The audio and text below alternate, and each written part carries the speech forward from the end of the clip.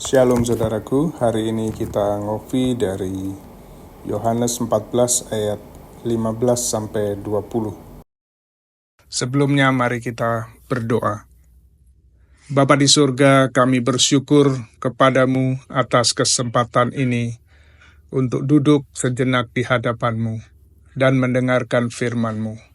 Bukalah hati kami untuk menerima kebenaran-Mu, bukalah pikiran kami untuk memahami, dan jiwa kami untuk diubahkan oleh firman-Mu. Tolonglah kami untuk fokus mendengarkan suara-Mu, biarlah firman-Mu menjadi pelita bagi kaki kami dan terang bagi jalan kami, sehingga kami senantiasa melangkah di jalan-Mu.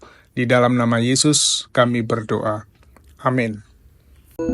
Jikalau kamu mengasihi aku, kamu akan menuruti segala perintahku. Aku akan minta kepada Bapa, dan Ia akan memberikan kepadamu seorang penolong yang lain, supaya Ia menyertai kamu selama-lamanya, yaitu Roh kebenaran. Dunia tidak dapat menerima Dia, sebab dunia tidak melihat Dia dan tidak mengenal Dia. Tetapi kamu mengenal Dia, sebab Ia menyertai kamu dan akan diam di dalam kamu. Aku tidak akan meninggalkan kamu sebagai yatim piatu. Aku datang kembali kepadamu. Tinggal sesaat lagi, dan dunia tidak akan melihat aku lagi. Tetapi kamu melihat aku, sebab aku hidup dan kamu pun akan hidup. Pada waktu itulah kamu akan tahu bahwa aku di dalam Bapa-Ku, dan kamu di dalam aku, dan aku di dalam kamu. Barang siapa memegang perintahku dan melakukannya, dialah yang mengasihi aku. Dan barang siapa mengasihi aku, ia akan dikasihi oleh Bapa-Ku, dan aku pun akan mengasihi dia, dan akan menyatakan diriku kepadanya. Demikian firman Tuhan, berbahagialah mereka yang mendengar dan melakukannya. Nats Alkitab yang kita bahas adalah ayat 16. Aku akan minta kepada Bapa, dan Ia akan memberikan kepadamu seorang penolong yang lain, supaya Ia menyertai kamu selama-lamanya.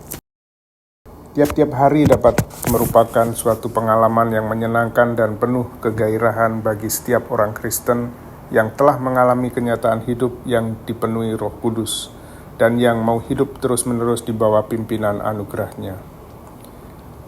Selama 3 tahun murid-murid berjalan, bekerja, dan bercakap-cakap dengan Yesus. Mereka mengenal Yesus, percaya kepadanya, dan mengasihinya. Kemudian pada suatu malam, Yesus menyatakan suatu berita yang mengejutkan. Ia akan segera meninggalkan mereka. Ia akan segera mati.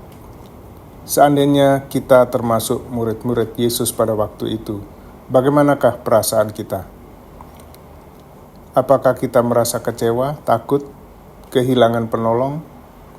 Barangkali mereka merasakan hal yang sama seperti itu. Tetapi kemudian bayangkan suara Yesus berkata, "Aku akan pergi kepada Bapa dan akan datang penolong yang lain yang akan tinggal bersama-sama dan di dalam kamu." Penolong yang sudah datang itu adalah Roh Kudus. Suatu hal yang menakjubkan ketika Yesus berkata kepada murid-muridnya ialah bahwa Roh Kudus akan berdiam di dalam hati mereka. Lebih hebat lagi, Ia akan tinggal bersama mereka selama-lamanya. Bayangkan bahwa penolong ini ditawarkan kepada setiap pribadi. Allah akan membuat tempat kediamannya di dalam hati dan hidup orang-orang yang mengasihi dan menerima Dia. Dengan demikian, para murid tidak akan dibiarkan untuk menjalani kehidupan dan pelayanan yang Tuhan percayakan dengan kekuatan sendiri atau dengan cara meniru sifat-sifat kehidupan Yesus. Tetapi dengan kuasa Roh Kudus, sehingga kehidupan Yesus dan sifat-sifatnya serta kuasanya dapat hidup melalui kehidupan seseorang. 20 abad telah berlalu, namun janji Kristus ini masih tetap. Ia menawarkan harapan bagi mereka yang berusaha untuk hidup sesuai teladannya. Setiap orang yang tulus berusaha dengan kekuatan diri sendiri untuk hidup menghasilkan buah roh dengan usahanya sendiri harus menyadari bahwa itu tidak mungkin. Buah roh dihasilkan oleh roh yang hidup dan memberi kuasa dalam diri seseorang. Ini merupakan hal yang unik dalam kehidupan Kristen. Kita akan kecewa jika berusaha sendiri hidup sesuai dengan etika, moralitas agama, dan perbuatan baik lainnya. Yesus sendiri menawarkan jalan keluar kepada kita. Kehidupan Kristus di dalam diri seseorang akan memampukan seseorang menjalani kehidupan Kristen yang supranatural. Mungkin saudara bertanya, bagaimana caranya agar saya dapat mengalami kuasa Kristus yang telah bangkit itu dalam kehidupan saya? Saudara dapat belajar agar dipimpin dan dikuasai oleh Roh Kudus dengan iman. Perhatikanlah baik-baik kata-kata terakhir yang diucapkan Tuhan Yesus pada waktu Ia bersama-sama dengan para murid di Bukit Zaitun sebelum Ia naik ke surga. Yesus mengutus murid-muridnya untuk pergi ke seluruh bumi dan mengabarkan Injil serta menjadikan sekalian bangsa muridnya. Tetapi Ia telah mengatakan kepada mereka agar jangan meninggalkan Yerusalem sebelum dipenuhi dengan kuasa Roh Kudus. Kamu akan menerima kuasa kalau Roh Kudus turun ke atas kamu, dan kamu akan menjadi saksi bagiku, baik di Yerusalem, di seluruh Yudea, dan Samaria, dan sampai ke ujung bumi.